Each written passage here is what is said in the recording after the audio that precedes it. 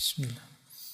Assalamualaikum warahmatullahi wabarakatuh. Bismillahirrahmanirrahim. Alhamdulillahi rabbil alamin. Wabihi nasta'inu ala umurid dunya waddin. Allahumma sholli wa sallim wa barik ala habibina wa syafi'ina sayyidina wa maulana Muhammadin wa ala alihi wa ashabihi wa man tabi'ahum bi ihsanin ila yaumiddin. Amma ba'du. Bismillah. Mari kita belajar lagi, kita mulai ngaji filsafat lagi. Kita ganti tema ya untuk bulan ini. Biasanya kalau Februari itu temanya tema ya Valentine, tema cinta-cintaan. Sekarang kita balik, Februari temanya patah hati. Tidak apa-apa ya. Ini karena tidak sengaja saya kemarin itu membaca satu artikel bahwa hari ini tingkat kematian karena depresi itu lebih tinggi. Bahkan lebih tinggi dari kematian karena kanker yang ditakuti banyak orang itu. Nah, terus tiba-tiba saya ingat kalian. Saya kok khawatir jangan-jangan kalian ini di duniamu kan yang paling dekat membuatmu depresi itu ya urusan cinta dan patah hati ini. Makanya tiba-tiba muncul ide, ayolah bulan ini kita belajar tentang patah hati. Kita pahami apa yang terjadi dengan diri kita kalau sedang mengalami patah hati. Syukur-syukur kemudian kita bisa mengendalikannya, tidak kehilangan akal sehat dan badan sehat kita, meskipun mengalami banyak kekecewaan dalam hidup.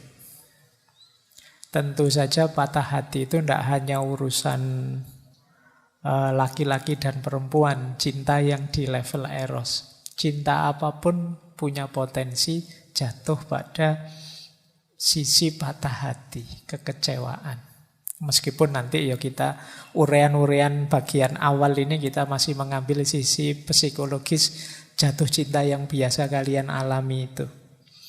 Minggu depan mulai agak dalam ke filsafat yang jenisnya eksistensial. Minggu depannya lagi agak dalam lagi kita ke stoikisme. Dan nanti terakhir kita masuk dari pintu sufisme.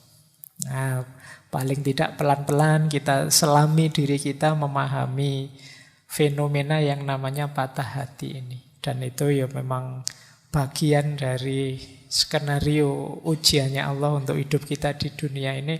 Kita mengalami namanya patah hati. Baik, bismillah ya, pelan-pelan. Ini belajar beneran malam hari ini, jadi bukan pengajian. Jadi kita sinau bareng. Bismillah ya, nambah wawasan. Saya awali dari sini. Saya ingin masuknya dari dunia emosi.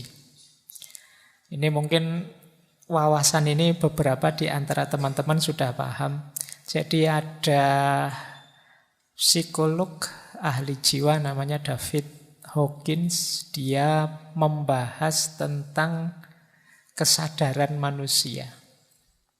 Jadi dia bukunya judulnya Power and Force, An Anatomy of Consciousness, The Hidden Determinant of Human Behavior. Jadi ini diri kita ini, tingkat kesadaran kita itu hari ini ada di mana. Hawkins ini membuat semacam metrik, semacam peta. Terus dia skor. Skor itu mungkin level energinya. Jadi hidup kita ada di level kesadaran yang mana? Itu ada sekitar 8 tambah 9, 17 level. Yang jumlahnya 8 yang awal itu namanya fos. Fos ini coraknya agak negatif. Jadi kalau kita ada di level fos ini, kita terjebak di situ, kita harus berjuang keluar dari situ. Yang level tinggi sisanya namanya power. Kalau power ini dimensi ketika kita mengembangkan diri. Berarti kita sudah meningkat dari kondisi fos tadi. Nah, ini sisi-sisi kesadaran kita. Ini ada 17 tadi, yang paling rendah malu, yang paling tinggi pencerahan. Ya tentu saja mungkin dalam diri kita ada banyak. Saya sudah levelnya cinta, Pak, tapi kadang-kadang ya ada malunya, kadang ada takutnya ya. Tapi ini yang dimaksud yang dominannya. Ada orang yang dominan dalam hidupnya itu isinya rasa malu saja. Sehingga dia merasa minder, tak berdaya, tak berharga. Ini level kesadaran paling rendah kalau versinya Hawkins. Nah, paling tingginya itu pencerahan. Makanya dia menskor energinya, level paling rendahnya 20, level paling tingginya 1000. Nah, ini mungkin menarik untuk teman-teman bahan refleksi. Saya itu dominannya ada di mana? Kesadaranku. Kalau yang paling rendah malu tadi ya, rasa minder, tak berharga, itu powernya 20. Energi 20 itu ya sulit kita mengharapkan kontribusi besar dari kita untuk hidup. Jadi ini orangnya agak mungkin sangat-sangat introvert, merasa minder, merasa tak berharga. Yaitu nanti patah hati itu ada di mana, cinta ada di mana. Nanti kita lihat betapa jauhnya drop kesadaran dari cinta jadi patah hati. Apalagi terus gara-gara patah hati terus minder. Cinta itu kan 500. Begitu terus jadi minder, malu. Mungkin minder karena wah berarti saya ini tidak layak dicintai atau tidak layak mencintai orang, terus jadi minder. Itu kita drop jadi 20 energinya. Dari sangat aktif luar biasa jadi turun. Naik satu level dari malu ada menyalahkan diri, rasa bersalah. Ini kadang-kadang orang patah hati kan juga bisa menyalahkan diri. Salahku.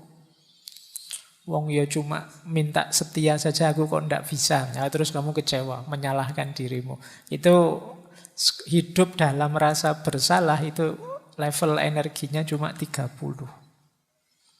Susah produktif, pasti susah kreatif. Naik satu level ada lebih tinggi, tapi juga tidak kalah buruknya. Namanya apatis. Ini wujudnya biasanya putus asa. Jadi sudah tidak ingin apa-apa lagi. Bangkitlah, sudah tidak mau.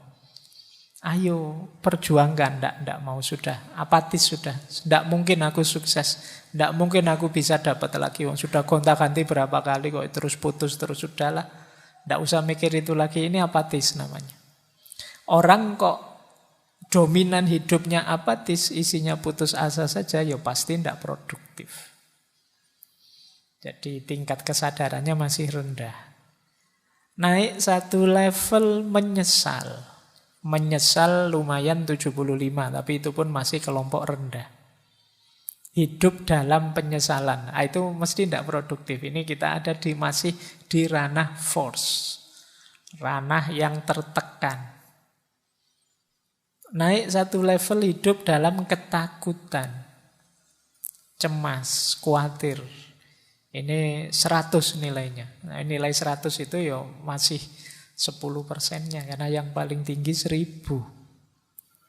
Jadi kalau kalian hidup dalam ketakutan itu masih di lingkup rendah. Nah, ini sudah mulai agak agresif, tapi tetap konotasinya negatif.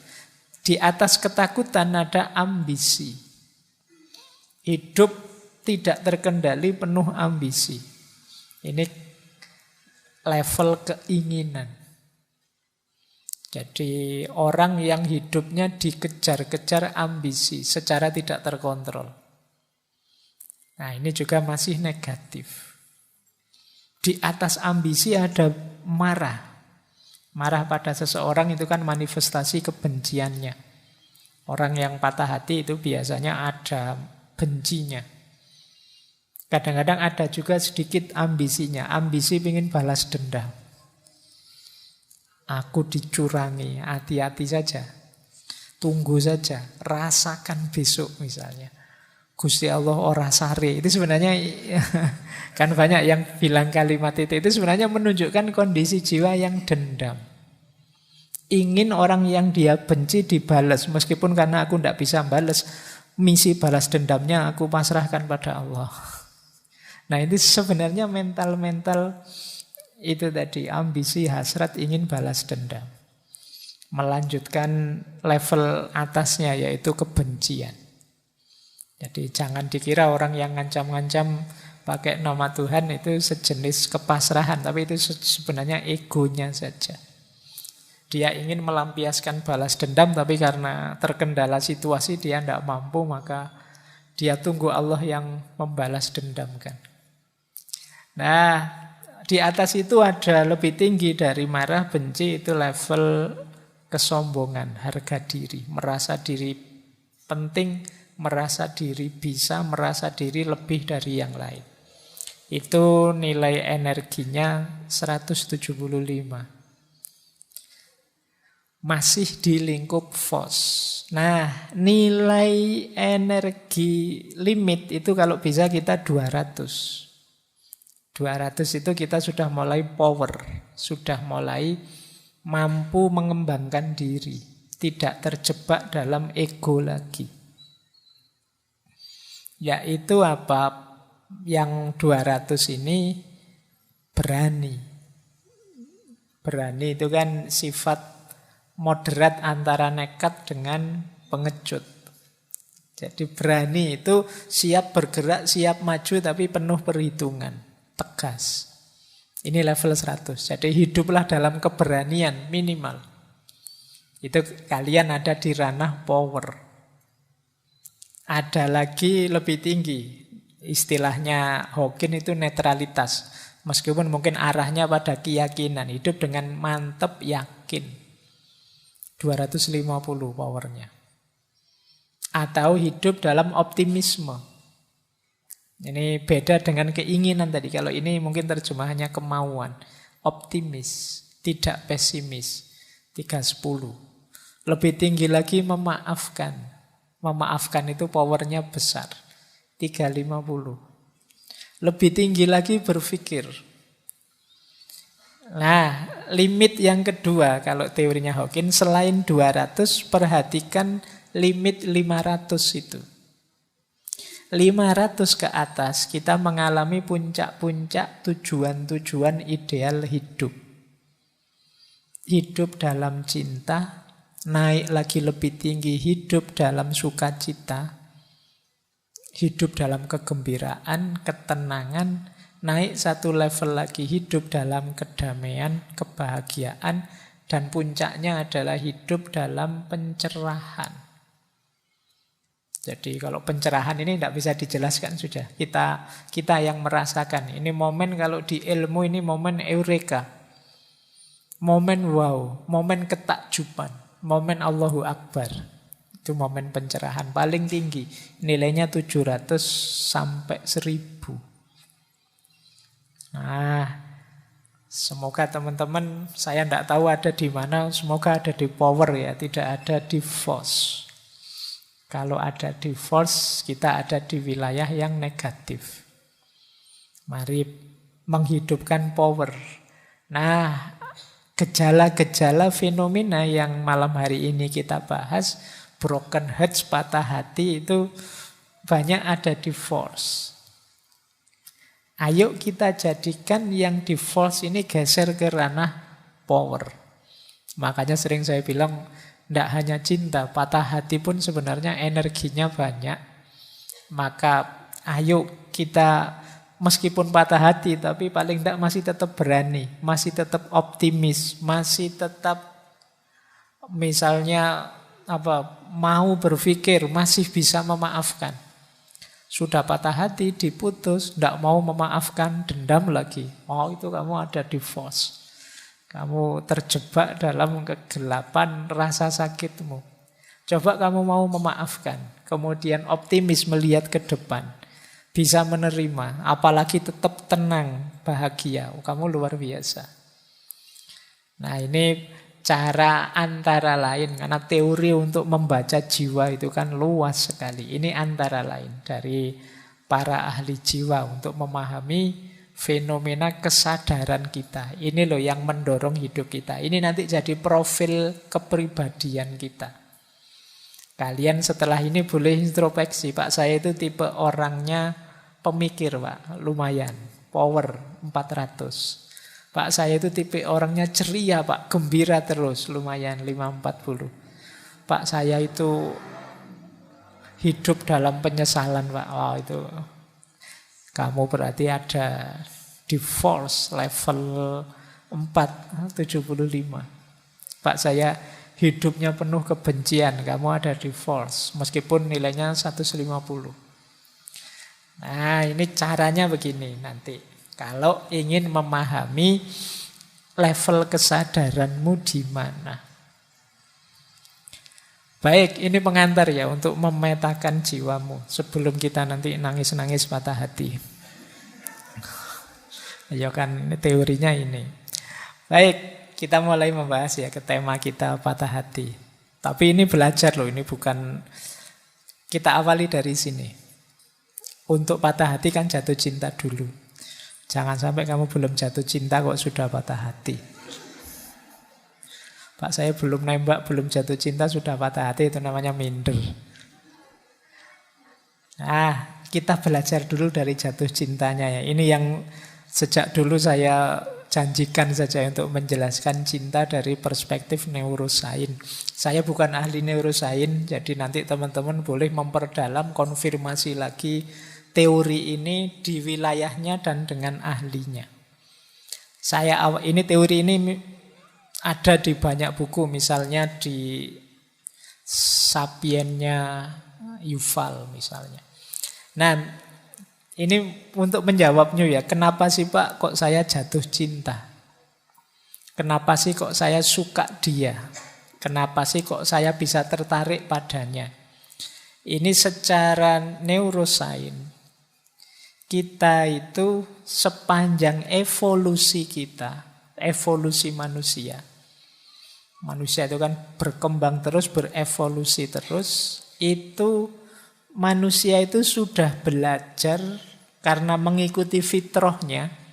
Kita ini kan punya fitrah berketurunan, punya fitrah melanjutkan generasi, punya fitrah menikah dan lain sebagainya.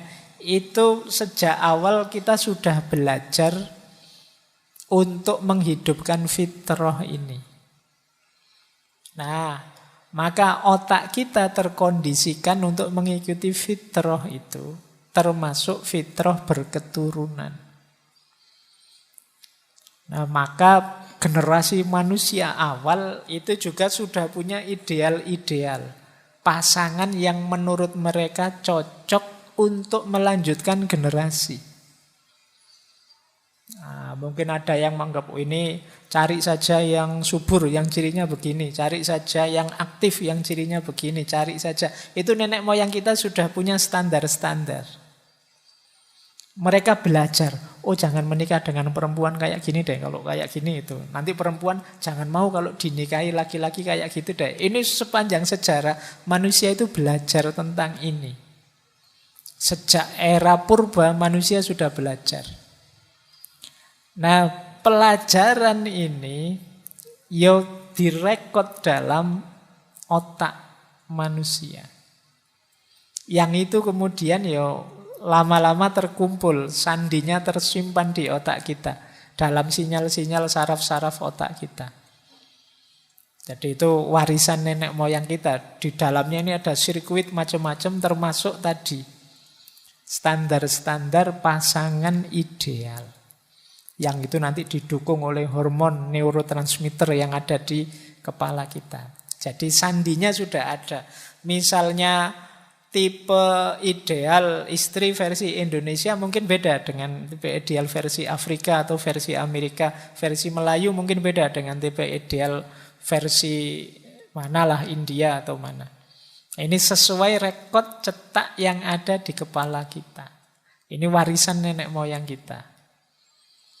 Nah, selanjutnya isi kepala yang isinya sandi-sandi itu yuk akan jadi secara tidak sadar jadi standar kita. Kalau melihat pasangan yang menurut sandi-sandi tadi cocok, menurut sirkuit-sirkuit tadi cocok. Itulah mengapa kadang-kadang bagi temanmu, sahabatmu yang satu ini tidak menarik, tapi kok malah temanmu yang satunya jatuh cinta sama dia, itu mungkin ada warisan-warisan standar yang cocok. Nah, mungkin misalnya nenek moyangmu dulu trauma punya pasangan kok merengut saja, terus dia punya pokoknya cari istri yang murah senyum lah besok misalnya.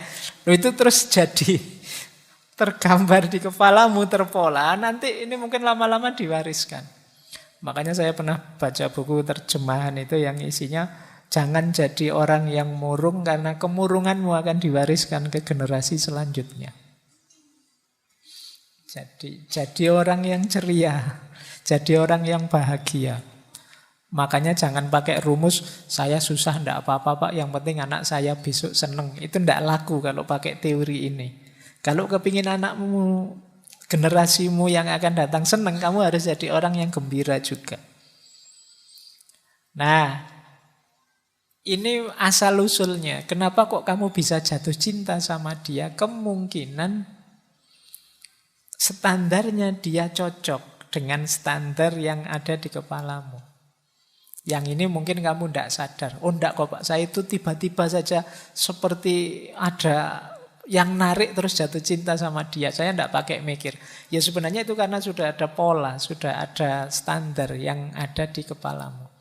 Jadi ketika standar ini secara tidak sadar ketemu, itu mungkin kayak lampu ninu-ninunya itu bunyi terus. Wah ini cocok ini.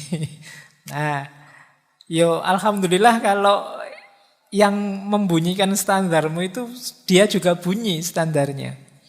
Nah, berarti sama-sama jatuh cinta. Kalau tidak ya kamu bunyi sendirian. Jadi bertepuk sebelah tangan kamu. Ah, itu cikal bakalnya patah hati di situ. Jadi kalau kamu ketemu kok terus sinyalmu bunyi, kamu boleh tanya sinyalmu bunyi juga enggak? Ah, kalau ternyata enggak ya kamu siap-siap sudah ancang-ancang mundur. Nah, ini awalnya begini. Nah, yang penting bukan ini, yang penting selanjutnya.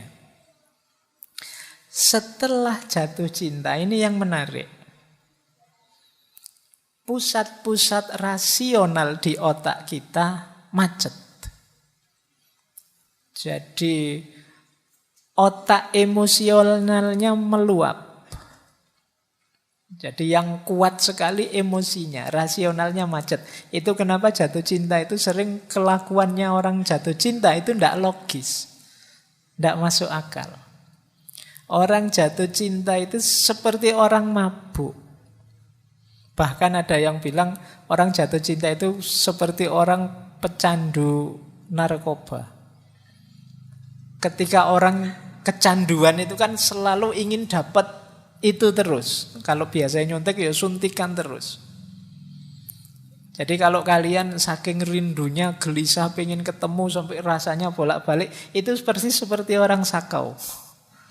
Rumusnya memang begitu. Gejala kimia yang ada di otakmu begitu. Jatuh cinta itu semacam ketergantungan. Nah, sistem amigdala, sistem cinguli kortek macet. Sistem amigdala itu sistem ketakutan, kesiagaan. Sistem berpikir kritis juga macet. Jadi, akhirnya apa? Banyak orang bilang, wah orang mencintai itu tidak masuk akal, tidak rasional. Kewaspadaannya turun, daya kritisnya turun. Jadi Aktivitas ini didukung oleh berbagai hormon. Jadi seperti dopamin, oksitosin, serotonin. Wis itu tambah, kamu tambah melekat, tambah rasanya tidak bisa putus sudah. Makanya jangan heran, bagi yang pernah ngalami jatuh cinta itu rasanya sejuta rasa. Meledak-ledak, pokoknya tidak bisa dikontrol. Karena memang otak rasionalnya macet. Jadi kadang-kadang yang dilakukan tidak masuk akal. Ada ndak yang di sini nelpon mulai isya sampai jam 3? Ya, saya pernah diceritain begitu. Ada yang cuma bilang sudah ya, saya mau tidur gitu. Terus kamu yang sana bilang ya silahkan tidur dulu. Ya kamu dulu lah. Ya kamu dulu. Itu bolak-balik kamu dulu bisa sampai jam 1 malam itu. Miss you too, bolak-balik miss you too. Yo, itu ngapain anak-anak itu? Nah, sinyal-sinyal rasionalnya macet itu. Jadi agak berat memang. Jadi ini perspektif neurosains ya. Jadi ternyata jatuh cinta seperti itu. Makanya mabuk cinta itu rumusnya tadi. Gempuran hormon oksitosin, dopamin, dan serotonin. Oksitosin itu orang menyebutnya hormon cinta. Karena berhubungan dengan perasaan, kasih sayang, emosi, keterikatan antar manusia. Kemudian dopamin. Dopamin ini hormon kenikmatan. Kalau kita merasakan nikmat, otak kita melepaskan dopamin ini. Misalnya kita makan enak. Begitu makan makanan enak, keluar hormon dopamin ini. Mendengar lagu kesenangan kita, keluar dopamin ini. Ketika dopamin ini keluar, biasanya kita tambah bergairah, tambah semangat, tambah kreatif. Jadi cuma ya dopamin ini yang namanya kenikmatan itu kan ada durasinya. Tidak tahan lama. Itu makanya orang jatuh cinta itu beda antara pertama kali jatuh cinta dengan 6 bulan sesudahnya, setahun sesudahnya, apalagi 4 tahun sesudahnya. Ya, gairahnya berbeda, intensitasnya beda. Jadi kenapa ya sudah mulai berkurang asupan dopaminnya, nikmatnya beda. Kayak kita makan itu loh. Waktu lapar-laparnya makan itu kan nikmat luar biasa, senengnya luar biasa. Tapi ketika kita tambahi piring kedua, mungkin nikmatnya tinggal setengah.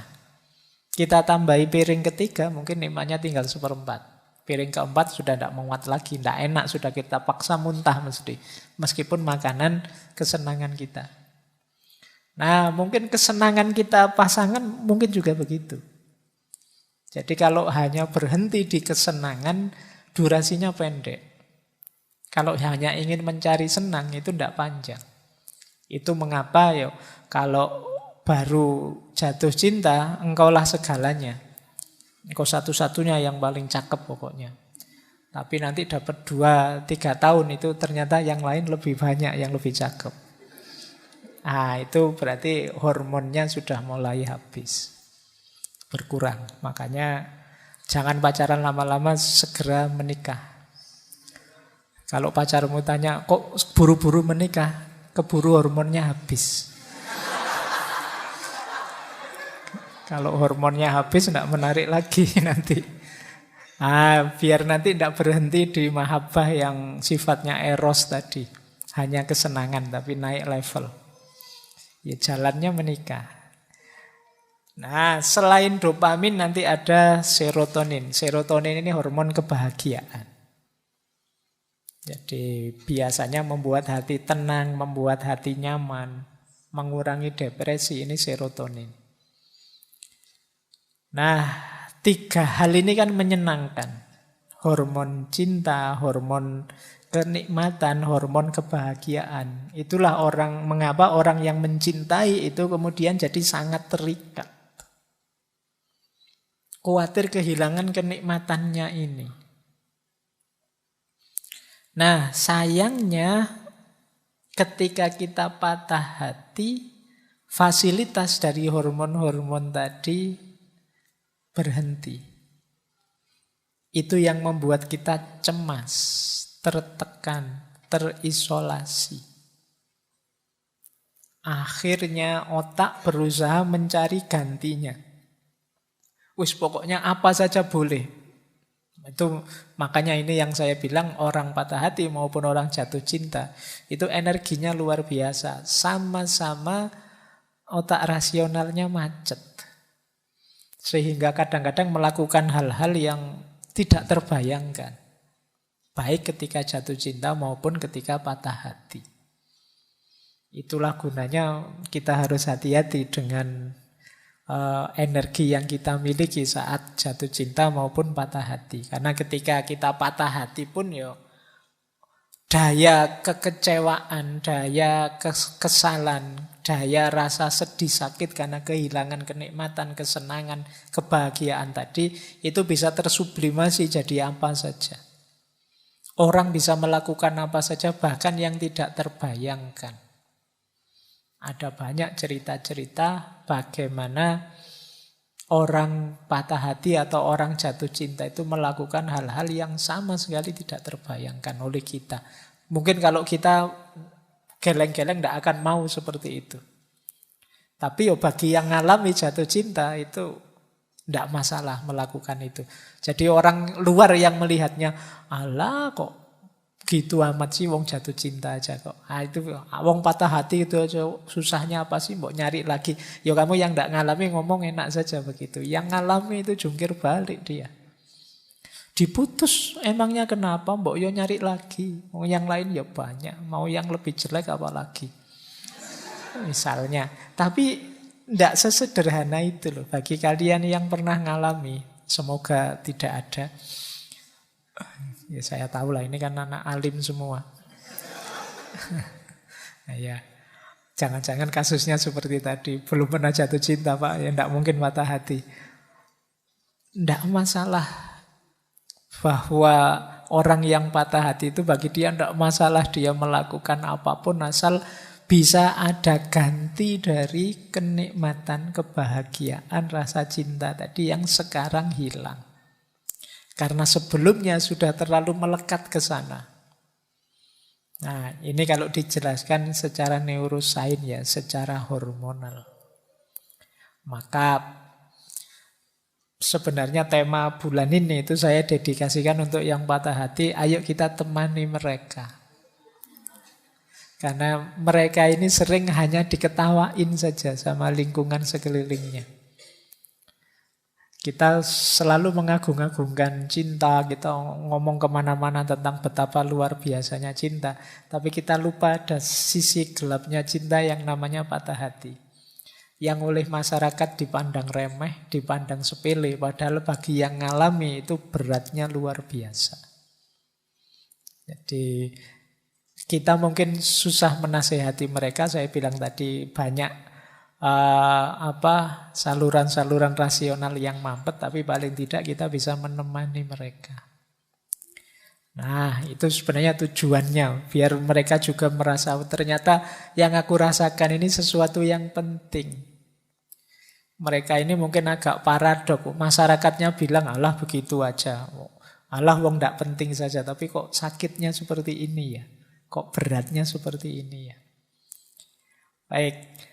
Oke ya, ini penjelasan perspektif neurosainsnya. Nah, yang ingin lebih dalam boleh nanti. Hari ini banyak buku-buku yang menjelaskan ini.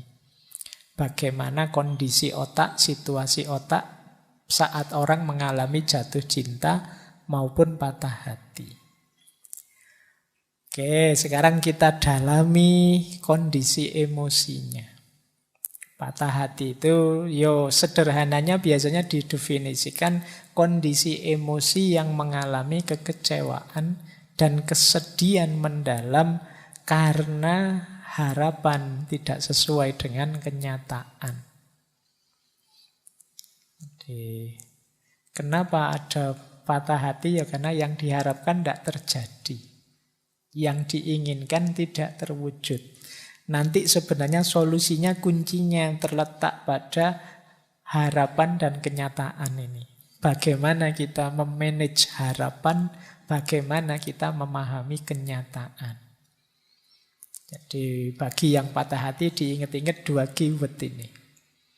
Karena sakit hatimu berhubungan dengan harapanmu dan berhubungan dengan kenyataan. Oke, yo harapan dan kenyataan itu seperti kamu membayangkan dirimu seperti apa, begitu berkaca, walah ternyata aku itu hanya seperti ini. Nah, itu harapan dan kenyataan. Begitu kamu membayangkan besok bahagia mesti, betapa indahnya kalau nanti jadi, ini sebentar lagi aku lulus, begitu lulus nanti aku dapat kerjaan, begitu dapat kerjaan nanti bisa langsung aku melamar, dan itu kan gampang kalau cuma dibayangkan. Begitu dijalani kok tidak sederhana ya. Mau lulusnya saja pontang-panting luar biasa. Apalagi nanti cari kerjanya. Apalagi itu terus kamu jadi kecewa, hatimu patah. Apalagi kamu nyari kerja tidak dapat-dapat, mau ngelamar kok susah, akhirnya dia dilamar orang lain. Oh, itu kamu menyanyi lagu India kalau sudah begitu. Oke, nah kita lihat ya. Cuma saya membaca banyak buku tentang patah hati ini. Memang ternyata seperti cinta. Patah hati itu sulit dijelaskan. Hanya yang merasakan mungkin yang tahu pasnya. Nah, kalian yang belum merasakan sulit. Maka malam hari ini saya tidak akan menjelaskan detail ciri-cirinya. Saya ngutip saja dari beberapa sumber, beberapa materi tentang kondisi batinnya orang yang patah hati. Cuma ini saya ambil dari beberapa novel saja. Untuk menginkannya. Saya tiba-tiba tadi baca bukunya Hamka itu Di Bawah Lindungan Ka'bah. Ada surat dari Zainab yang indah, tapi ini suratnya orang patah hati. Jadi yang belum baca harus baca novel Di Bawah Lindungan Ka'bah ini. Nah, ini suratnya Zainab yang merasa ditinggal. Kalimatnya indah. Hanya kepada bulan purnama di malam hari, Adinda bisikkan dan pesankan, kerinduan Adinda hendak bertemu. Tetapi bulan itu tetap tak datang. Pada malam berikutnya dan seterusnya ia kian surut. Hanya kepada angin petang yang berhembus di ranting-ranting kayu di depan rumahku. Hanya kepadanya aku bisikkan supaya ditolongnya memeliharakan abangku yang berjalan jauh. Entah di darat, entah di laut, entah sengsara kehausan. Hanya kepada surat abang itu, surat yang hanya sekali itu Dinda terima selama hidup, Adinda tumpahkan air mata. Karena hanya menumpahkan air mata itulah kepandaian yang paling penghabisan bagi seorang perempuan. Tetapi surat itu bisu. Meskipun ia telah lapuk dalam lipatan dan telah layu karena kerap dibaca, rahasia itu tidak juga dapat dibukanya. Sekarang abang, badan Adinda sakit-sakit. Ajal entah berlaku pagi hari, entah besok sore. Gerak Allah siapa tahu, besarlah pengharapan bertemu. Dan jika abang terlambat pulang, agaknya hanya bekas tanah penggalian, bekas air penalkin, dan jejak nisan yang dua yang akan abang dapati. Adikmu yang tulus, Zainab. Itu kalimatnya indah ya. Baik, kalau kalian hari ini kan tidak terlatih bikin surat seperti ini. Kalian bisanya cuma ngirim emoticon melet-melet sama ketawa-ketawa. Iya. Oke. Bayangkan suasana hatinya Zainab yang disalahpahami. Baik. Nanti kalian bisa baca novelnya. Paling tidak feel-nya bisa terasa. Seperti itu sakitnya orang patah hati. Atau ini Magdalena. Magdalena itu Novel terkenal sekali. Ada yang bilang tenggelamnya kapal Van der Weyck itu banyak terinspirasi dari Magdalena ini. Nah, ini pacarnya Magdalena, namanya Stefan, yang ditinggal nikah oleh Magdalena. Kalimatnya menarik. Benarkah Magdalena, kita berdua telah putus, dan kita sudah menjadi dua orang asing yang tak mengenal satu sama lain? Salah satu dari kita tidak lagi ingat kepada temannya yang lain, kecuali seperti mengingat impian di masa kecil yang bekasnya telah terhapus oleh berlalunya hari dan lewatnya tahun. Benarkah jika kita bertemu di satu jalan, masing-masing akan meneruskan perjalanannya tanpa menyapa temannya? Benarkah jika kita berada dalam satu pertemuan, hubungan antara kita berdua tak lebih dari hubungan biasa antara laki-laki dan perempuan yang lain? Benarkah jika kita berada dalam satu pertemuan, tidak ada yang kita bicarakan kecuali tentang cuaca dan suhu udara? Alangkah cepatnya peredaran waktu dan alangkah aneh tindak tanduk dan peristiwanya. Apakah dalam sehari semalam saja semua harapan yang kita bina dengan baik, dengan mencurahkan segala penderitaan dan kepedihan, mencucurkan seluruh air mata yang kita miliki, berubah begitu cepat? Semua itu akan menjadi kisah usang yang telah dibungkus dengan cerita baru. Beginikah rasanya hari kiamat? Beginikah rupanya dunia yang menjadi hancur lebur? Beginikah tampak bintang gemintang yang berjatuhan di angkasa, langit terkatup seperti tertutupnya sebuah buku? Ini rintihan-rintihan orang yang sedang patah hati.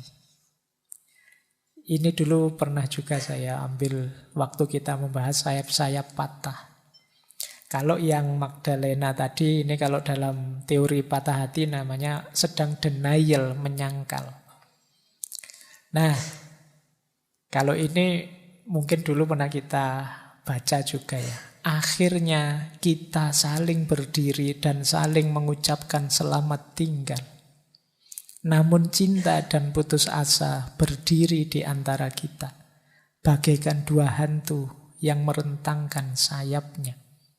Yang satu menangis duka, sedangkan yang lain dengan seramnya tertawa. Ketika ku pegang tanganmu dan meletakkannya ke bibirku, engkau mendekat dan mencium dahiku, lalu kau menjatuhkan diri di pangkuanku. Sambil memejam mata, kamu berdoa, ya Tuhan, belas kasihanilah aku. Ini Khalil Gibran kalau bikin kalimat bisa dibayangkan skenarionya, bisa dibayangkan adegannya. Baik, masih ada ternyata saya. Ya sudah apa-apa lah. Ini lanjutannya sebenarnya tadi ya, katut tak waca sisan. Ini untuk menghibur yang patah hati. Kalimatnya Gibran yang terakhir ini menarik. Ini semacam bargaining bahwa kalau bisa aku tidak mungkin kehilangan cinta. Meskipun kau mutus aku, tetap cinta itu hidup. Nah ini kalimatnya begini. Besok takdir akan membawa dirimu ke tengah keluarga yang sejahtera. Namun akan membawaku kepada perjuangan batin dan kesengsaraan. Engkau berada di rumah orang yang paling bahagia, sedang aku akan memasuki gerbang kematian. Engkau akan diterima dengan ramah, sedang aku akan berada dalam belitan kesepian. Namun aku akan mendirikan patung cinta dan memujanya di dalam lembah kematian. Cinta akan menjadi satu-satunya selimutku akan kupakai seperti sehelai baju, dan akan kuminum bagaikan menenggak anggur. Cinta akan membangunkanku di waktu subuh dan membawaku ke medan yang jauh. Di siang hari, cinta akan membimbingku ke bawah rimbunnya pepohonan, di mana aku berteduh bersama burung-burung dari sengatan matahari. Di sore hari sebelum matahari tenggelam, cinta memerintahkanku beristirahat sambil mendengarkan nyanyian alam dan memperlihatkan padaku bergeraknya awan di langit biru yang meremang. Di malam hari, cinta akan memelukku dan aku pun tertidur, lalu bermimpi tentang dunia yang sangat indah yang hanya ada dalam jiwa-jiwa para penyair dan pecinta. Cinta, wahai kekasih, akan tinggal denganku hingga akhir hayatku. Bahkan sesudah tiadaku, dengan seizin Tuhan, kami pun akan tetap bersatu. Ini kalimat-kalimatnya orang yang sedang ditinggal oleh kekasihnya menikah. Baik, silahkan dirasakan. Sekarang kita bahas ya. Kalau tadi kan karena saya sulit menjelaskan situasi orang yang sedang patah hati, saya kutip-kutipkan dari beberapa novel. Ya biasanya memang orang sedang jatuh cinta atau orang sedang patah hati itu mendadak bisa pinter bikin puisi. Ya, boleh kamu cek. Kalian yang sedang naksir siapa atau jatuh cinta sama siapa itu tiba-tiba pinter bikin puisi. Ini menarik teorinya. Seperti saya jelaskan dulu ya bahwa di awal-awal tulisannya Jami', ketika ada seorang anak muda yang pingin belajar tasawuf, sama mursyidnya disuruh pulang dulu, disuruh jatuh cinta dulu. Kenapa? Karena orang yang pernah jatuh cinta itu hatinya lembut. Apalagi orang yang pernah patah hati itu, dia ngerti lekak-lekuknya hati. Sementara dunia tasawuf itu kan dunia penguasaan hati. Kalau hati tidak lembut ya sulit kita bisa dekat dengan Allah. Makanya dia disuruh jatuh cinta dulu. Nah, kalian juga begitu. Nanti sesi ini tidak ada artinya kalau kalian tidak pernah jatuh cinta. Jadi, bagi yang pernah jatuh cinta bisa memahami. Baik, bismillah. Kita bahas sekarang. Kalau tadi ini rutenya. Menarik ya, patah hati ada rutenya. Orang yang kecewa, orang yang patah hati, orang yang sedih, itu ada prosesnya. Nah, ini ada banyak teori tentang itu. Saya ambil teori yang ini. Jadi patah hati itu diawali dari shock, kaget, tersentak. Kemudian dilanjutkan denial, menyangkal. Biasanya kemudian marah. Kalau marahnya reda, melakukan bargaining. Ketika bargaining gagal, dia mengalami depresi. Semoga depresinya teratasi sehingga akhirnya bisa acceptance, bisa menerima. Ya masing-masing fase ada waktunya sendiri. Masing-masing fase ada saatnya sendiri. Tidak bisa kok begitu patah hati, misalnya kamu diputus pacarmu terus langsung saya terima pak, besok saya cari gantinya. Oh, itu kemungkinan tidak cinta kalau bisa seperti itu.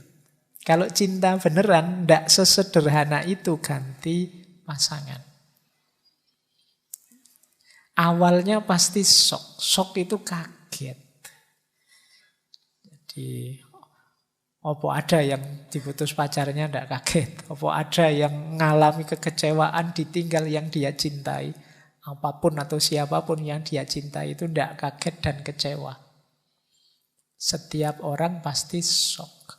Kamu sangat sayang dengan motormu, terus motornya terpaksa dijual karena utang SPP-mu banyak misalnya. Itu kan kamu tetap shock. Kenapa semula ada cinta di situ, sekarang berpisah. Apalagi sama kekasih hatimu. Jadi tidak ada orang yang cinta beneran. Sudahlah kita sendiri-sendiri saja, putus saja terus alhamdulillah itu. Ya kalau bisa begitu itu namanya tidak cinta. Cinta beneran pasti shock. Bahkan selanjutnya denial, menyangkal. Wong sudah jelas diputus, kamu masih enggak kok. Itu mungkin dia marahnya sementara, nanti mesti balik lagi kok. Jadi ini masih nyangkal. Enggak, ini mungkin hanya temporer saja. Enggak, ini nyangkal. Jadi enggak percaya aku. Dia bisa jauh dariku, masih menyangkal. Padahal faktanya sudah jelas. Ya kayak kamu dapat nilai E terus kemudian, wah, tidak percaya aku. Mungkin dosennya salah. Mungkin itu karena memang serangan pertama itu menyakitkan. Sehingga orang terus menyangkal. Jadi tidak terima kalau dirinya mengalami rasa sakit itu, menyangkal. Nah, fase menyangkal ini bisa panjang. Enggak kok, dia mesti akan kembali lagi padaku, tunggu saja. Ini fase menyangkal. Sehingga kamu mungkin bisa berminggu-minggu, bisa berbulan-bulan menunggu dia kembali. Dan dia tidak kembali-kembali. Nah, kalau sudah begitu biasanya masuk ke fase selanjutnya marah, anger. Nah, marah ini ya macam-macam bentuknya. Bisa dilampiaskan kemana-mana, bisa menggerutu, bisa dipendam saja. Tapi ada fase marah. Mengapa kok harus aku? Apa salahku? Kurang opo aku sama dia? Sudah habis bensin berapa liter aku nganter dia. Loh, itu marah sudah, itu kemarahan sudah. Kalau tadi menyangkal, begitu sadar dia ternyata benar-benar pergi, marah mesti.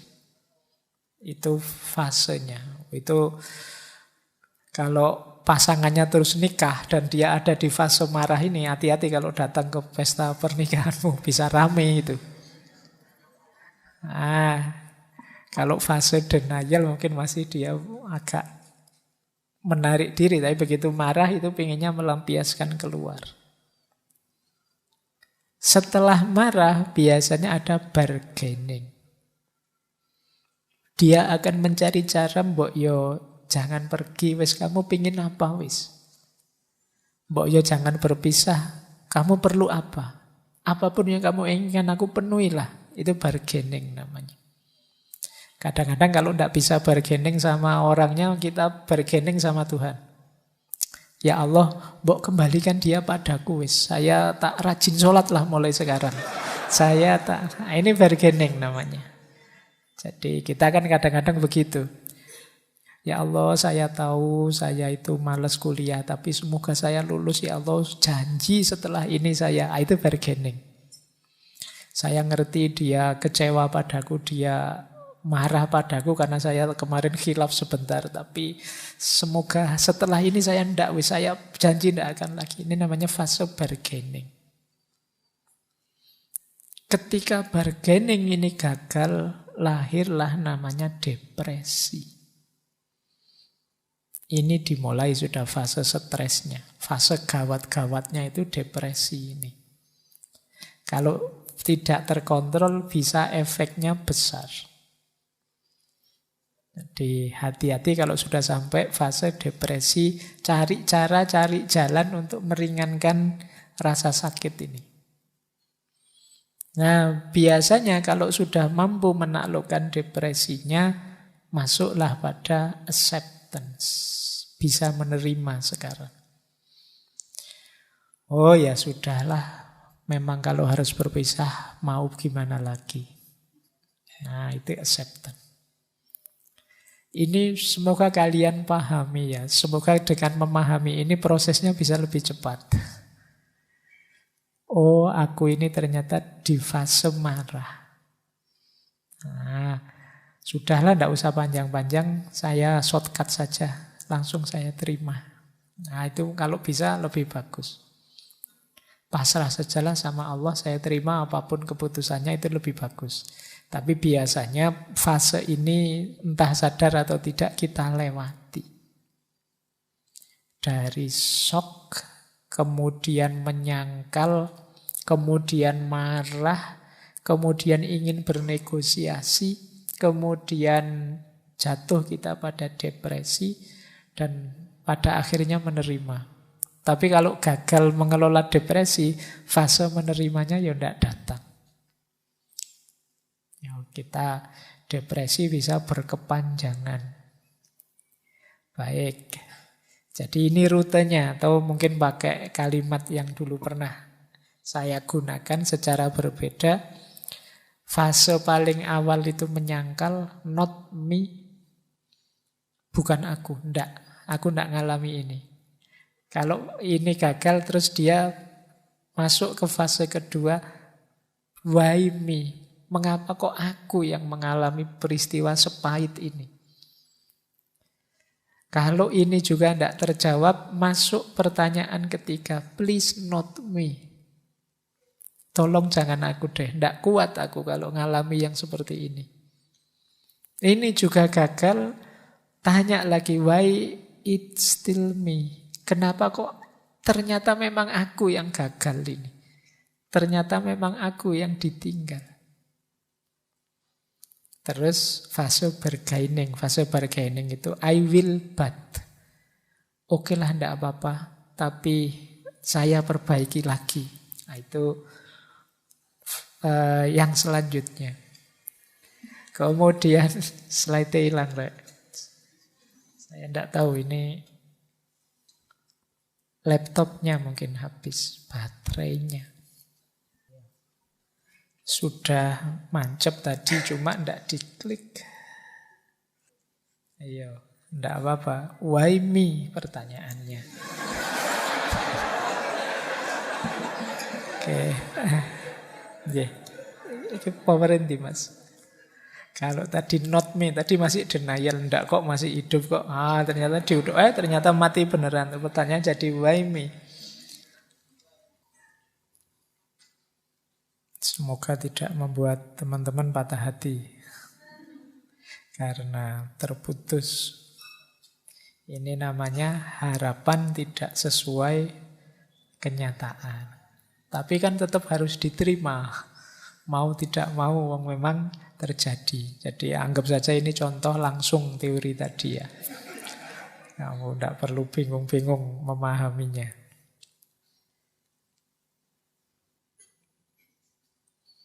Baik, tidak apa-apa ya terputus. Jangan khawatir, meskipun putus, selesainya tetap on time kok. Ya, tidak ada injury time-nya.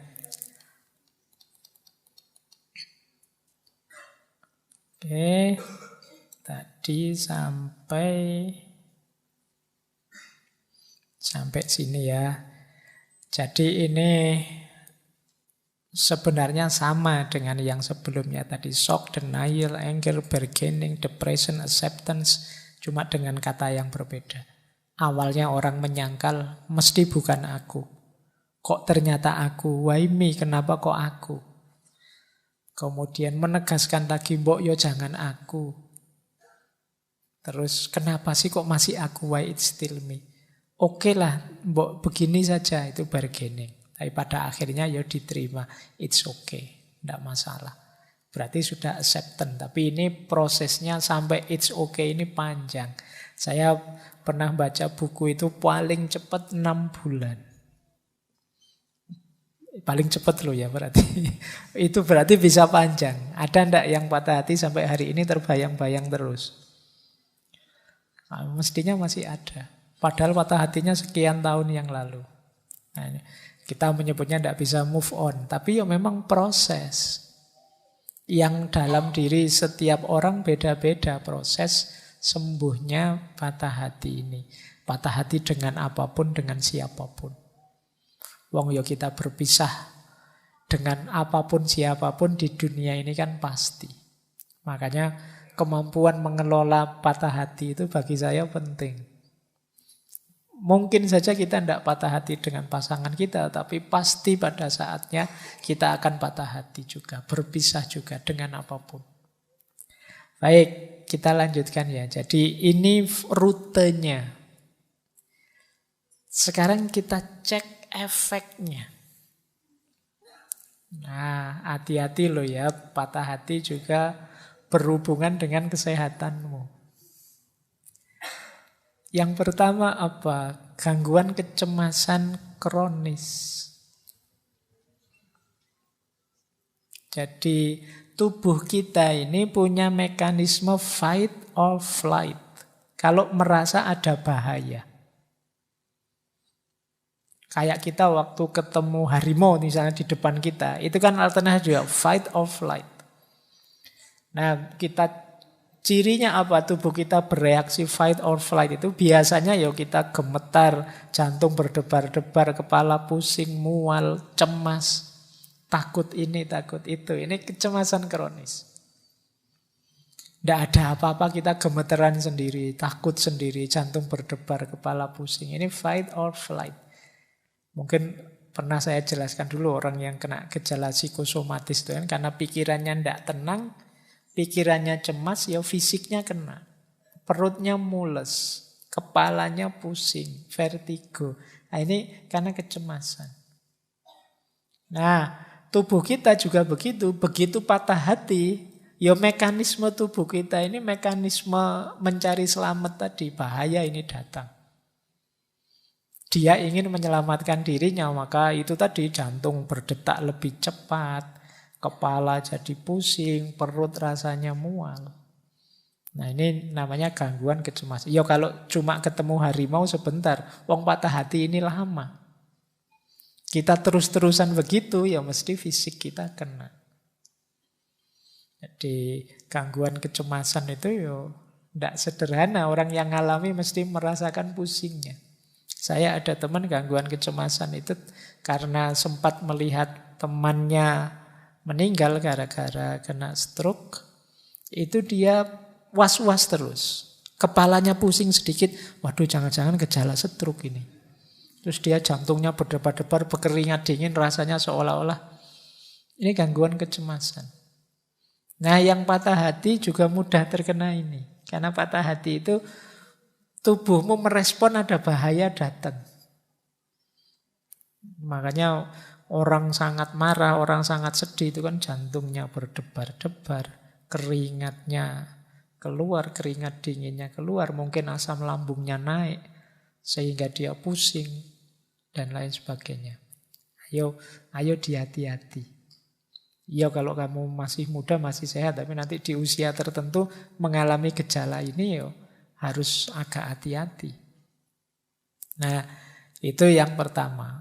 Apalagi karena situasi itu nanti sistem imun kita bisa turun. Kalau tadi dopamin dan lain-lain yang keluar, waktu kita sedih, stres, itu ada hormon namanya kortisol yang keluar. Kortisol ini orang menyebutnya hormon stres.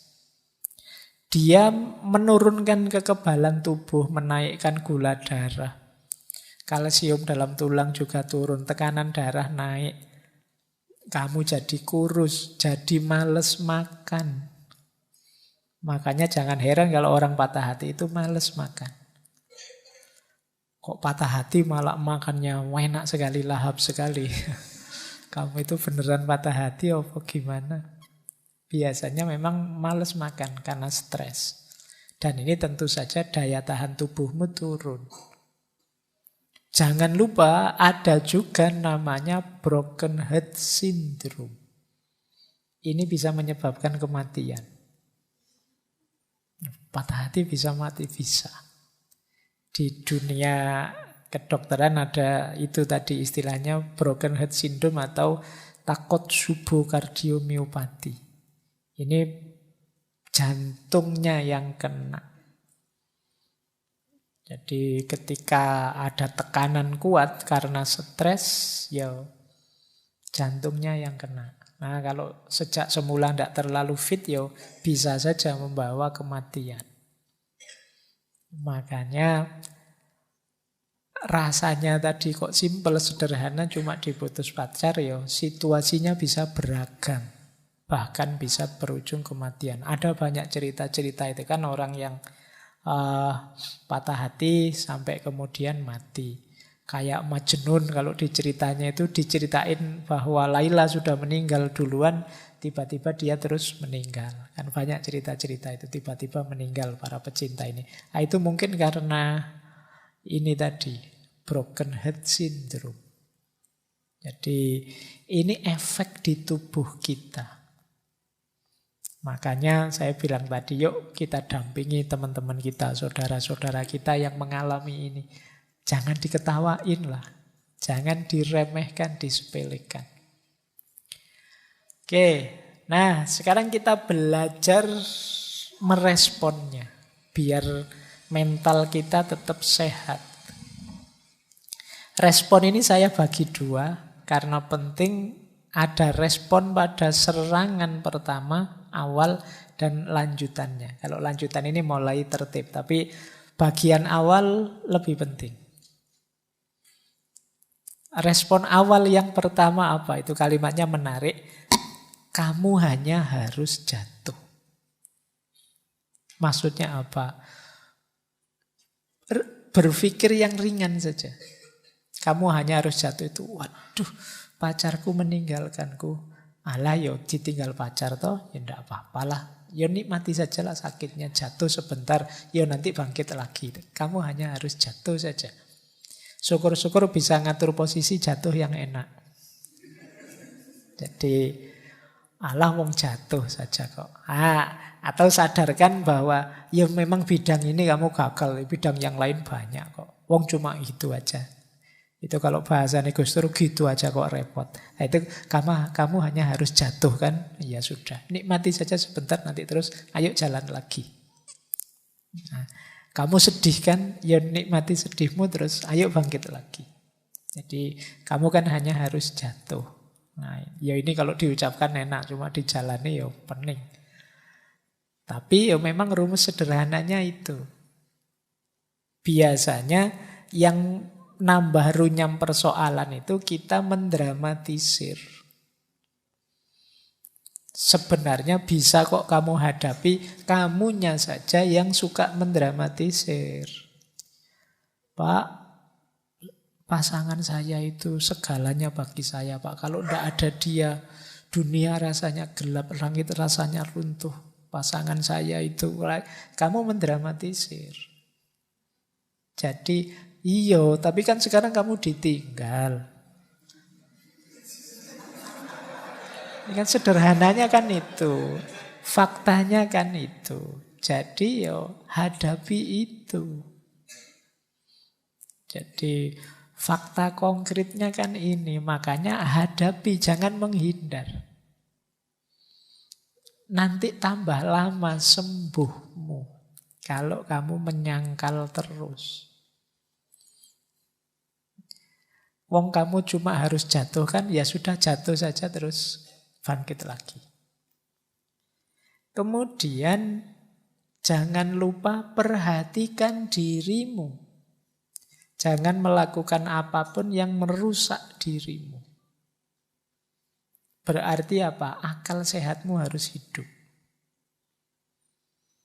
Terus yang keempat, penting juga, sudahlah tidak usah terlalu dibahas yang salah siapa. Gak usah menyanyi ini salah siapa. Biarlah yang lewat sudah lewat. Bikin cerita yang baru. Jadi lupakan, maafkan. Nah ini Pak enak saja ngomong, ini yang sakit yang nanggung. Lah yo ini tipsnya. Jadi biar kamu tidak sakit.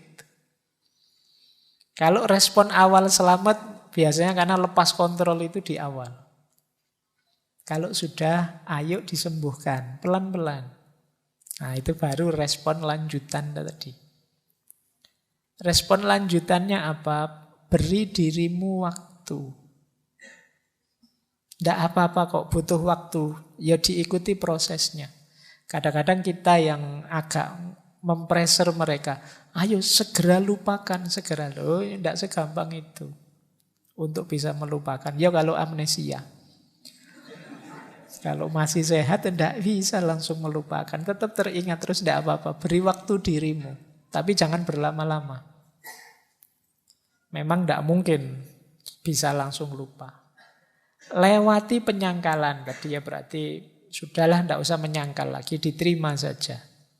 Dan berhenti bertanya mengapa itu terjadi. Terus maafkanlah. Nah, selanjutnya apa? Teringat tidak apa-apa, tapi jangan diingat-ingat. Beda ya, teringat dengan diingat-ingat itu. Diingat-ingat itu berarti sengaja mengingat. Ya kamu tambah sakit nanti. Tapi teringat pasti iya, wong namanya pernah punya banyak kenangan indah, ya mesti saja teringat. Biasa saja, tidak apa-apa. Dia datang silahkan, mau pergi lagi silahkan, di pikiran loh. Pak kok saya teringat dia, ya tidak apa-apa, diikuti saja. Nah, nanti pada saatnya ya lupa lagi, nanti kapan datang ingat lagi, lupa lagi, biar saja. Tapi jangan secara sengaja diingat-ingat. Kelihatan kok secara sengaja mengingat-ingat itu. Jangan-jangan kamu tiba-tiba stalking Instagramnya, ngecek YouTube-nya. Ya kamu tambah sakit nanti. Kalau ke situ-situ lagi. Jangan-jangan dia posting sama pasangannya yang baru. Wah tambah sakit lagi kamu. Kamu tidak berani posting pasanganmu yang baru, kamu tidak dapat. Atau yang kamu dapat levelnya di bawah yang ninggal kamu, misalnya. Sudahlah, tidak usah dipikir lagi, tidak usah mancing-mancing ke situ. Kemudian apa? Tetap merasa berharga, jangan minder, menjatuhkan value tadi sampai ke level FOS yang paling rendah. Merasa dirimu tidak berharga, engkau tetap berharga. Dia saja yang tidak tahu hargamu.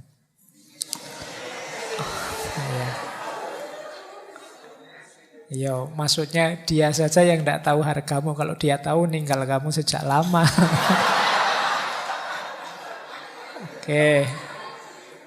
Terus, ya wis pokoknya tetaplah engkau orang yang berharga, tidak usah khawatir. Nah, saatnya kamu menghidupkan sistem pendukungmu. Sistem kita itu kan punya banyak sistem pendukung. Kita punya keluarga, kita punya teman, kita punya sahabat, kita lingkungan kita banyak kok. Sistem pendukung di sekeliling kita banyak. Ayo dimanfaatkan. Punya teman curhat, punya sahabat. Kembali ke keluarga yang selalu pasti siap menerima kita. Jadi ada banyak supporter kita, tidak usah khawatir. Terus layani diri kita dengan baik. Sementara memanjakan diri tidak apa-apa. Pengen makan enak, ayo. Pengen tiduran yang lama, rebahan, ayo. Wong yo kemarin juga sudah rebahan terus kan. Jadi sekarang ada alasannya, tidak apa-apa.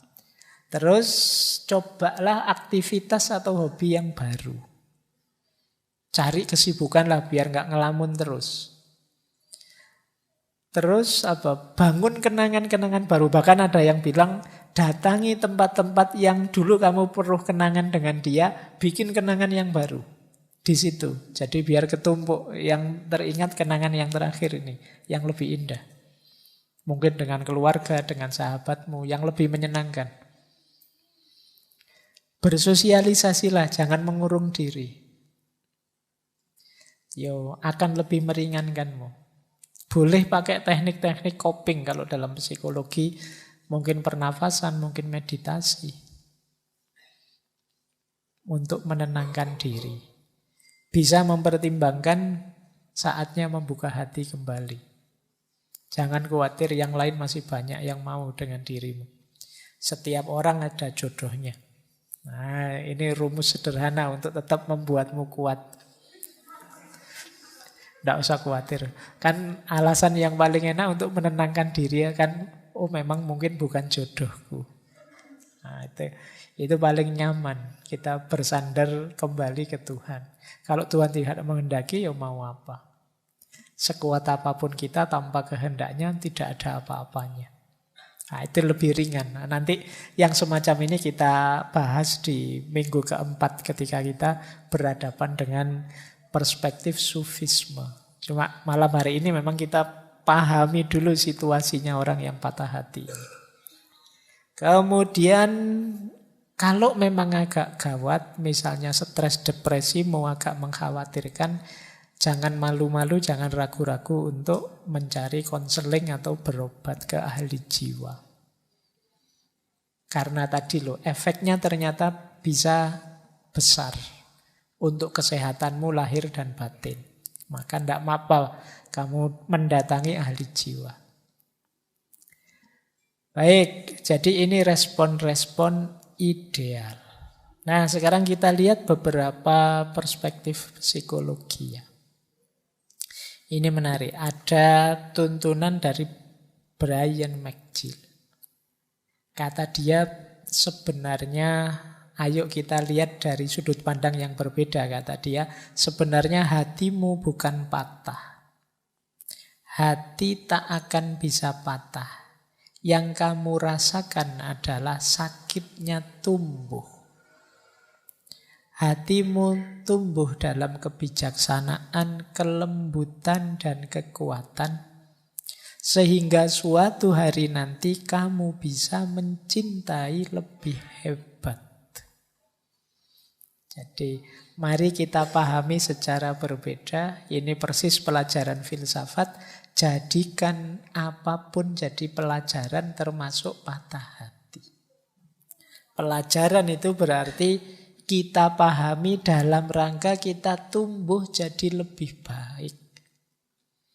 Kita harus tambah baik dari pengalaman, termasuk pengalaman patah hati. Maka peristiwa hati yang patah itu jangan dipahami hati yang patah, tapi kita pahami sebagai pelajaran untuk kita tumbuh.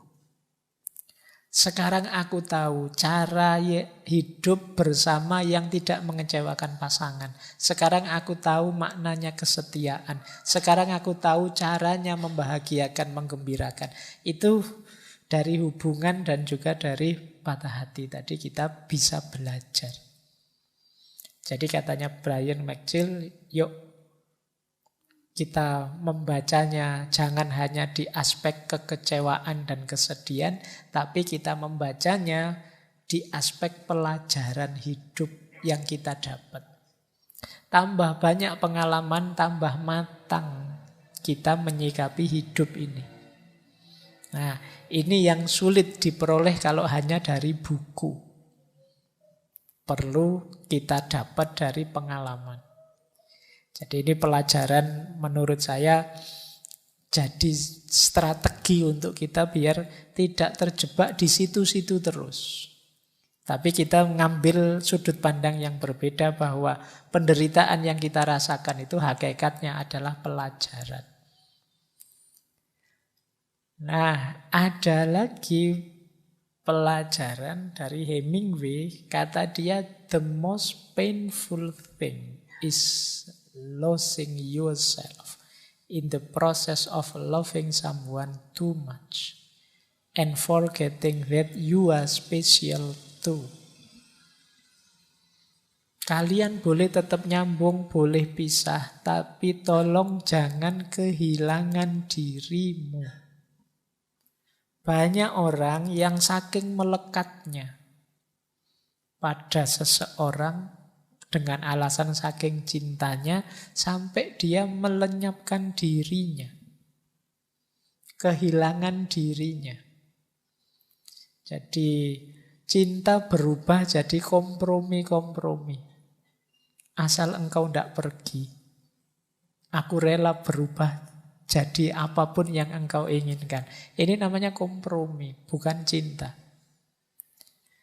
Atau kalau pasanganmu hanya mau mencintaimu dengan syarat dan ketentuan seperti iklan. Ya, itu kan kalau iklan itu kan begitu. Aku mencintaimu terus ada tanda bintangnya di bawahnya syarat dan ketentuan berlaku loh. Itu bukan cinta, itu dagang. Jadi di antara kuncinya cinta itu bisa tegak, ya engkau jadi dirimu, dia jadi dirinya.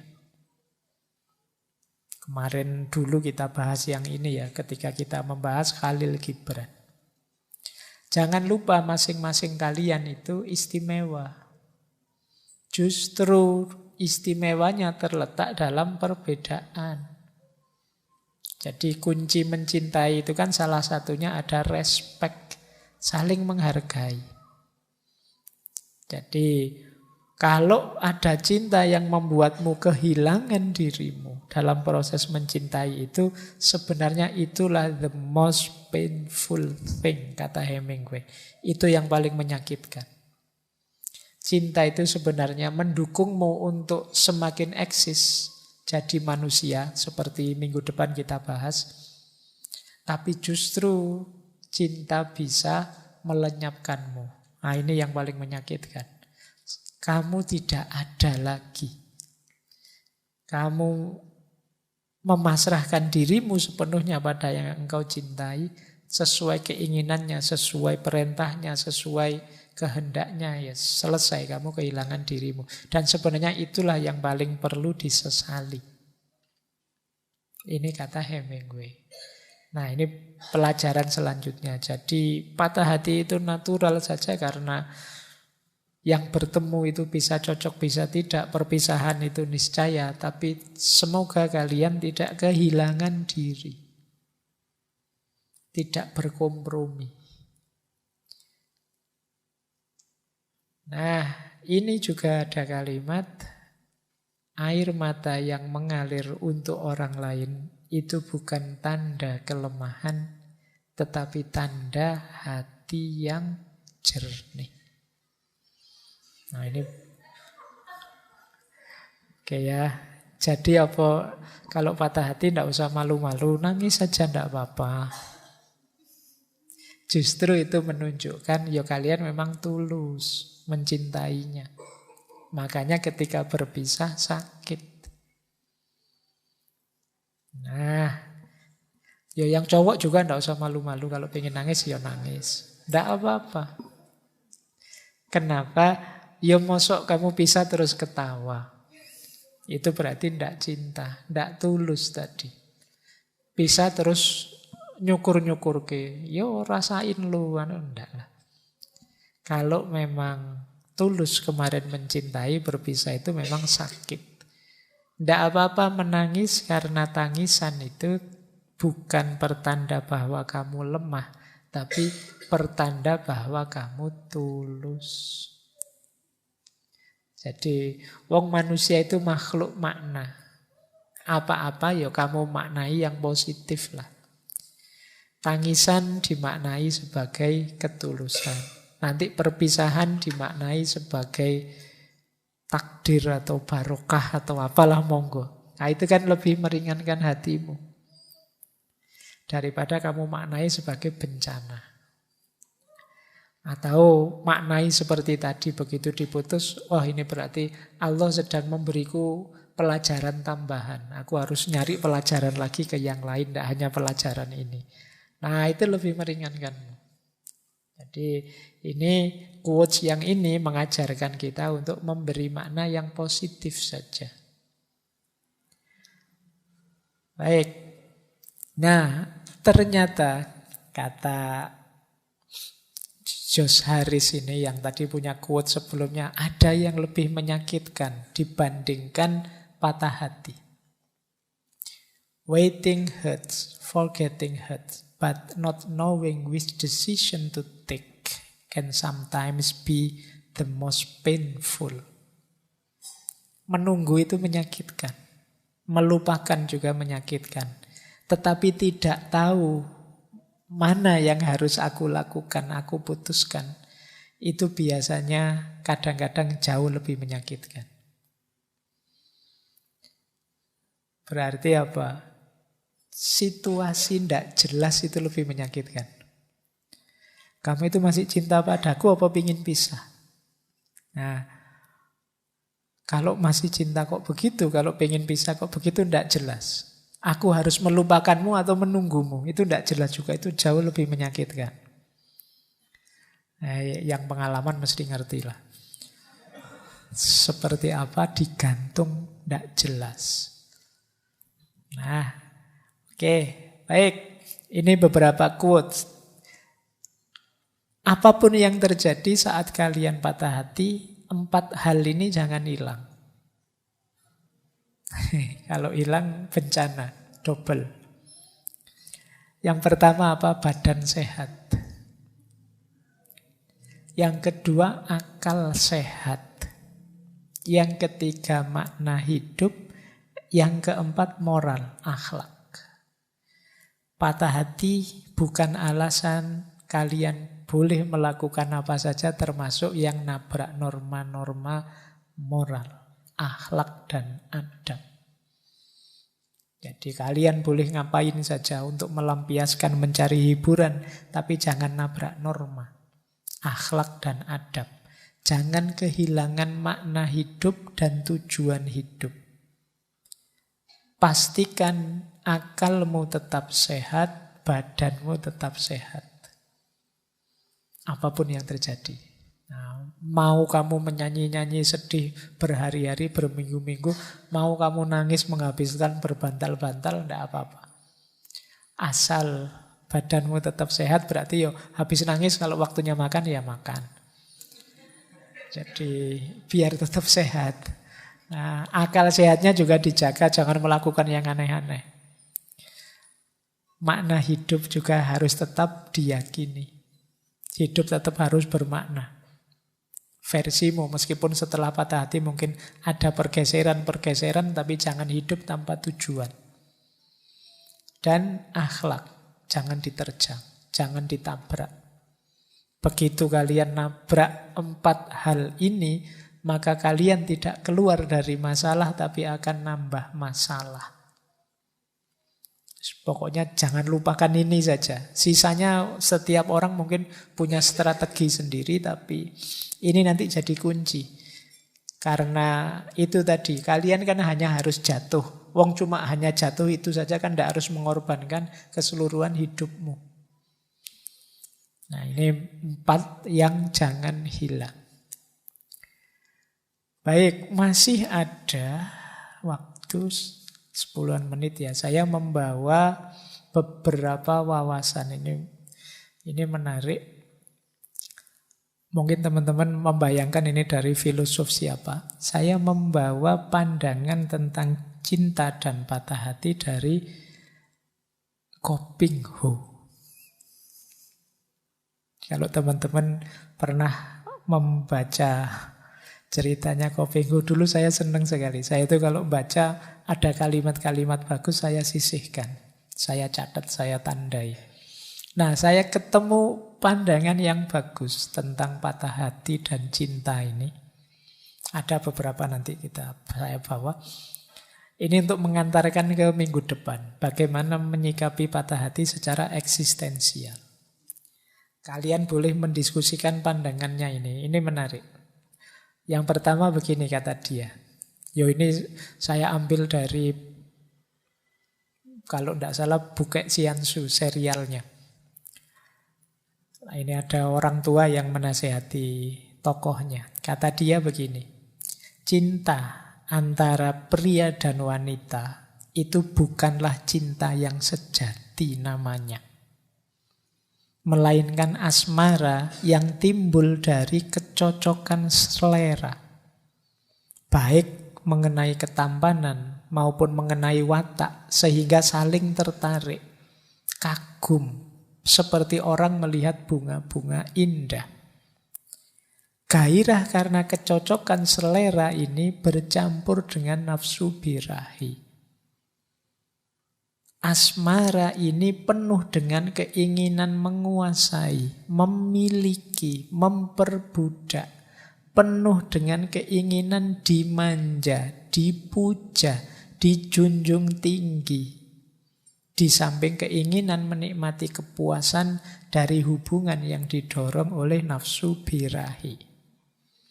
Ini kalimatnya jujur. Kalau kalian kemarin-kemarin berteori cinta itu agung, tidak ada pamrih, tidak ada apa-apa, kata beliau prek, tidak begitu. Pasti ada pamrih-pamrih fisik, dorongan birahi. Kenapa begitu? Karena semua ini bersumber dari si aku yang selalu menunjukkan segala hal demi kepentingan dan kesenangan diri sendiri. Meskipun dengan cara yang cerdik, berliku-liku, tujuan terakhirnya adalah untuk diri sendiri, untuk si aku ini. Kamu boleh berteori ndaki-ndaki tentang cinta, ya ujungnya tetap ke situ nanti. Kamu pengen seneng-seneng. Sesuai kepentinganmu. Karena itulah asmara antara pria dan wanita ini menimbulkan hal-hal gila. Seperti sekarang ini. Hal-hal yang tadi kita sebut tidak masuk akal. Kalau diputuskan menimbulkan duka, kalau dikhianati menimbulkan benci, kalau tidak ditanggapi menimbulkan cemburu. Ini menunjukkan ego. Pendeknya asmara antara pria dan wanita itu menimbulkan bermacam pertentangan, ketakutan, yaitu takut kehilangan dan duka.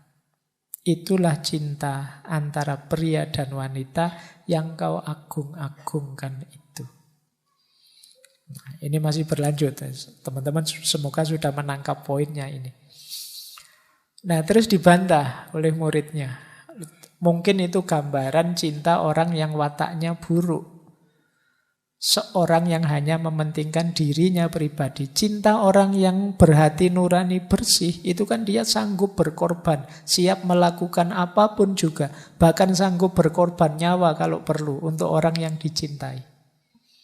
Nah, malah diketawain.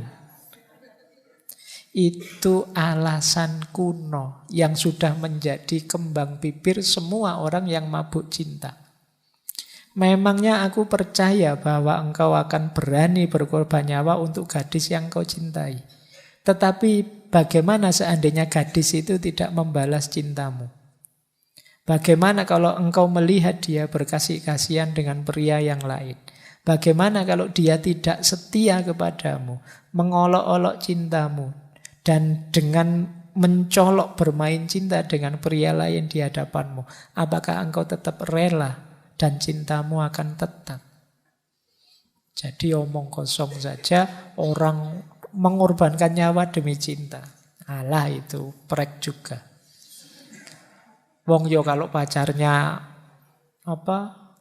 ganti pasangan atau ngelirik orang lain saja kamu marah-marah. Kamu sebenarnya hanya ingin dibales saja cintamu. Jadi itu kalimat bunga-bunganya orang yang mabuk cinta.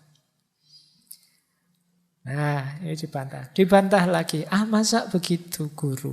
Gimana dengan cinta anak pada ibunya wis? Ini kan cinta sejati. Kata gurunya, itu pun palsu. Seorang anak merasa terkurung budi pada ibunya. Orang yang terdekat dengannya sejak kecil. Orang yang bersikap manis. Orang yang selalu digantunginya, disandarinya. Sehingga dia terbiasa oleh perlindungannya. Dan setelah si anak besar teringat akan kebaikan-kebaikan ini, dia merasa berutang budi dan ingin membalas budi. Bukan cinta yang sejati, melainkan perasaan hutang budi belaka. Andai kata si anak sejak bayi diberikan pada seorang wanita yang lain, kalau wanita itu melimpahkan kebaikan-kebaikan padanya, tentu anak itu pun akan berutang budi pula. Ini pun bersumber pada si aku. Utang budi itu kan karena dia baik padaku, aku baik pada dia. Coba kalau seorang ibu bersikap buruk pada anaknya, bersikap kejam dan lain sebagainya, apakah si anak akan tetap mencintainya seperti yang diucapkan mulutnya? Lihat saja semua orang yang telah dewasa setelah menikah, bukankah perasaannya lebih dekat pada suaminya, istrinya, atau anak-anaknya? Nah, cinta anak pada orang tua, kalau di sini katanya belum cinta yang sejati, itu lebih ke balas budi saja. Wah, Guru pandai sekali berdebat. Gimana kalau cinta kasih seorang ibu pada anaknya? Itu kita sering pakai contoh ini. Nah, beranikah Tuhan menyangkal dan mengatakan bahwa cinta kasih seorang ibu pada anaknya juga palsu? Jawabannya mengagetkan. Iya, memang palsu. Selama si ibu mengharapkan kesenangan dari cintanya itu. Kalau seorang ibu hendak membuktikan cintanya palsu atau bukan, dia boleh bertanya pada dirinya sendiri. Marahkah dia kalau si anak tidak menurut kata-katanya? Bencikah dia kalau si anak berani melawannya dan bersikap kurang ajar kepadanya? Dan berdukakah dia kalau si anak melupakannya dan tidak membalas budi kepadanya? Kalau benar demikian, maka sesungguhnya dia tidak mencintai anaknya. Karena di mana ada cinta, di situ tidak mungkin ada kebencian, kemarahan, dan kedukaan. Nah, ini cinta ibu pada anaknya pun dibantah. Kadang-kadang cinta ibu pada anaknya juga belum tulus. Masih ada pamrihnya. Pamrihnya apa? Dibalas kebaikan sama anaknya, atau dipatuhi anaknya, atau anaknya melakukan apa yang dia inginkan, mewujudkan mimpi-mimpinya. Kalau si anak ini rasanya kok mimpinya berbeda dengan dia, itu biasanya sudah sikapnya agak berbeda. Ada banyak cerita semacam ini. Ya tidak semuanya, tapi kalau ada seperti ini berarti belum tulus cintanya. Selama masih ada pamrih belum tulus. Nah, terakhir kalau begitu pendapatnya Tuhan, kalau cinta itu bukan perasaan manusia yang biasa, mungkin ya hanya cinta pada Tuhan saja yang suci. Jawabnya malah lebih tegas lagi. Sama sekali tidak. Cinta manusia pada Tuhan itu lebih munafik lagi. Sesungguhnya bukan cinta, melainkan pemujaan, dan pemujaan ini palsu belaka. Kalau dibaliknya terhadap keinginan agar memperoleh balas jasa atau imbalan. Kalau manusia memuja Tuhan dengan niat agar memperoleh imbalan berkah, baik selagi masih hidup atau kelak kalau sudah mati, maka pemujaan itu pun palsu belaka, seperti jual beli. Cinta adalah sederhana dan wajar, tanpa pamrih. Karenanya tidak akan mendatangkan kecewa, benci, atau duka. Jadi patah hati tadi kemungkinan muncul karena cintanya masih banyak pamrihnya. Termasuk pamrih ingin menikahi, pamrih ingin dibalas cintanya, pamrih ingin memiliki sepenuhnya. Berarti belum tulus. Kalau sudah tulus, seperti dulu pernah kita bahas ya, bahkan aku ingin membahagiakan yang aku cintai, bahkan jika seandainya aku harus pergi, harus menjauh, kita harus berpisah, dengan itu dia bahagia, aku rela. Nah, ini baru tulus. Tapi kalau ditinggal kok terus marah-marah, dari cinta berubah jadi benci, ya berarti yang tadi cintanya masih belum tulus. Ini kalau pakai teorinya Koping Ho ini ya. Biar tidak hanya teorinya para filosof, para teolog. Kita ambil perspektif yang agak berbeda. Jadi karena kalau dalam psikologi itu ada istilah paradox relationship. Paradox relationship itu paradox hubungan. Orang itu semakin melekat mencintai, semakin mudah membenci. Sebesar apa kebencian yang bisa lahir itu setara dengan sebesar apa cinta yang dimiliki. Orang yang bisa mengecewakan kita paling besar adalah orang yang paling kita cintai. Jadi ini namanya paradoks hubungan. Hubungan itu yang paling mengecewakan adalah yang paling kita melekat di situ.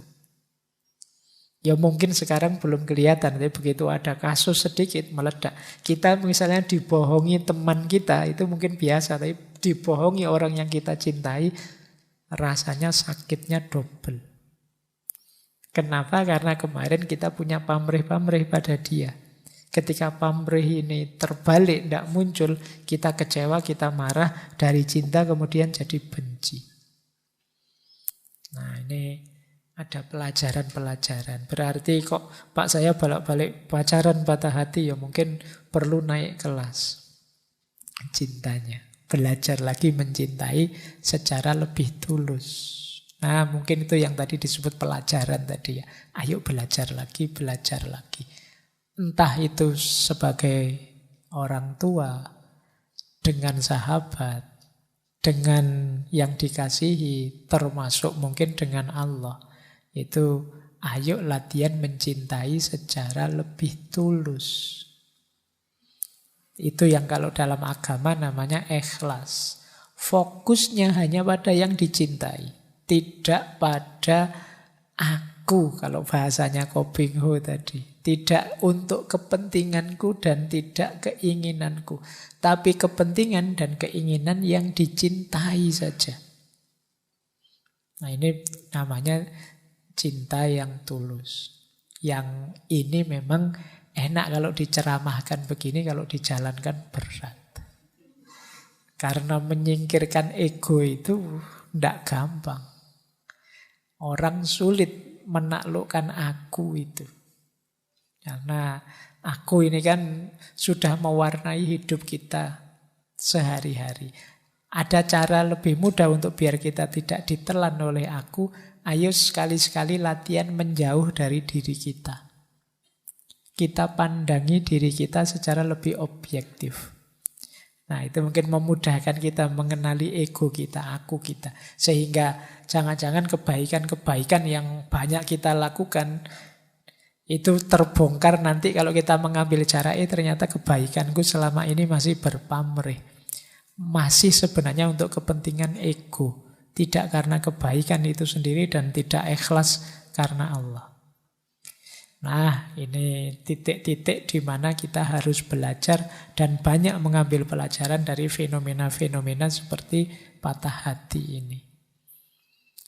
Karena tidak mungkin dalam hidup kita itu semua keinginan kita terpenuhi. Ketika keinginan kita tidak terpenuhi, di situ muncul fenomena patah hati ini. Baik, saya kira itu untuk malam hari ini. Ini masih pengantar saja. Minggu depan baru kita dalami secara filosofis. Bagaimana kita mengelola patah hati ini. Ini masih kita senggol-senggol sedikit, kita pahami kejiwaannya orang yang patah hati. Baik, dari saya sekian untuk malam hari ini. Insya Allah kita lanjut lagi minggu depan.